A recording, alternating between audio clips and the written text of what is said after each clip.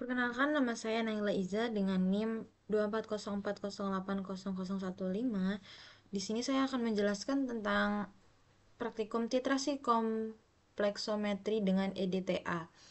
Tujuan praktikum ini menentukan kadar ion logam dalam suatu larutan menggunakan metode titrasi kompleksometri. Yang kedua, memahami prinsip pembentukan kompleks antara ion logam dengan ligan EDTA. Yang ketiga, mempelajari penggunaan indikator Erythrom-Black T atau EBT dalam titrasi kompleksometri. Untuk dasar teorinya, prinsip reaksi kompleksometri dengan EDTA. Yang pertama, titrasi kompleksometri menggunakan EDTA sebagai zat komplekson yang dapat mengikat ion logam membentuk kompleks stabil. Yang kedua, reaksi utama dalam titrasi ini adalah pembentukan kompleks antara ion logam dengan EDTA dalam rasio molar 1:1. Kemudian untuk fungsi indikator EBT-nya, EBT digunakan untuk menunjukkan perubahan warna pada titik ekivalen. Yang kedua, sebelum titrasi, indikator membentuk kompleks dengan ion logam menghasilkan warna merah anggur. Yang ketiga, saat semua ion logam bereaksi dengan EDTA, indikator berubah menjadi biru jernih menandakan akhir titrasi. Perubahan warna pada titik akhir, sebelum titrasi, larutan berwarna merah anggur. Saat titrasi berlangsung, warna berangsur memudar.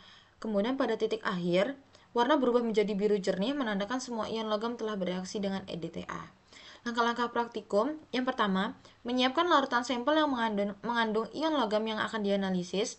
Yang kedua, menambahkan buffer dengan pH tertentu agar reaksi berjalan optimal. Yang ketiga, menambahkan indikator EBT ke dalam larutan.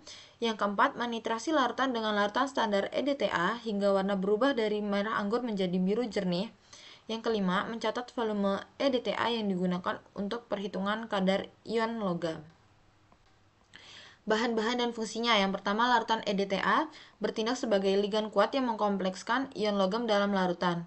Kemudian ada indikator EBT menunjukkan perubahan warna untuk menentukan titik ekivalen titrasi. Kemudian yang ketiga, larutan buffer pH 10 menjaga pH larutan agar titrasi berjalan optimal dan EDTA dapat bereaksi dengan ion logam.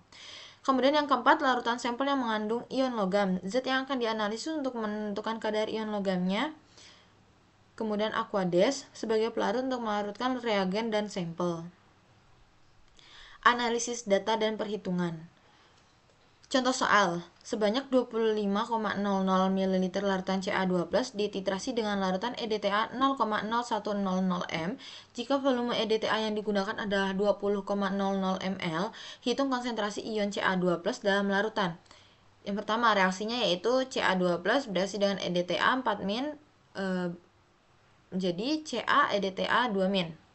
Mol EDTA yang digunakan yaitu untuk menghitungnya itu N sama dengan M kali F kali V sama dengan 0,0100 M dikali 0,0200 L 00 maksudnya L itu sama dengan 2,00 kali 10 pangkat min 4 mol. Jadi kita tahu mol EDTA yang akan digunakan. Kemudian mol Ca2+ dalam sampelnya, karena tadi perbandingannya 1:1, maka jumlah mol Ca2+-nya yaitu mol EDTA. Jadi mol Ca2+ sama dengan mol EDTA. Jadi kita perbandingannya karena 1:1, jadi ya sama aja gitu loh. Yaitu 2,00 kali 10 pangkat min 4 mol. Kemudian untuk konsentrasi Ca2+ dalam larutannya, untuk yang terakhir ini kita ngitungnya yaitu langsung aja 2,00 kali 10 pangkat min 4 dibagi 0,02550 yaitu menghasilkan 0,00800 M. Jadi konsentrasi Ca2+ dalam larutan adalah 0,00800 M. Untuk hasil yang diharapkan, perubahan warna larutan dari merah anggur menjadi biru jernih menandakan titik ekivalen tercapai. Kemudian yang kedua, data volume EDTA yang digunakan dicatat untuk perhitungan kadar ion logam dalam sampel. Kemudian tips agar titrasi akurat dan lancar. Yang pertama, menggunakan buret yang bersih dan kalibrasi sebelum titrasi agar hasil lebih akurat. Kemudian yang kedua, menambahkan indikator EBT itu secukupnya agar perubahan warna terlihat jelas. Ketiga, melakukan titrasi secara perlahan, terutama mendekati titik ekivalen agar tidak terjadi kelebihan titran.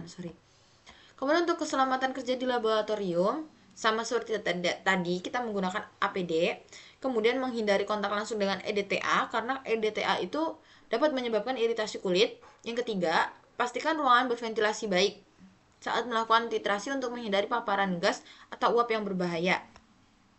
Kemudian untuk bagian tersulitnya itu yaitu menentukan titik akhir titrasi karena perubahan warna yang bisa samar jika indikatornya kurang jelas.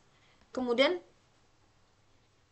penambahan indikator berlebihan yang dapat mempengaruhi kejelasan perubahan warnanya itu. Jadi kalau misalnya kelebihan pun juga kita bingung warnanya nih bakal gimana sih gitu.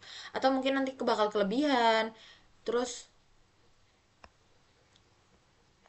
manfaat dalam kehidupan sehari-harinya ini ada dua. Yang pertama, digunakan dalam analisis kadar ion logam dalam air minum. Kemudian yang kedua, diterapkan dalam industri farmasi dan makanan untuk mengontrol kandungan mineral.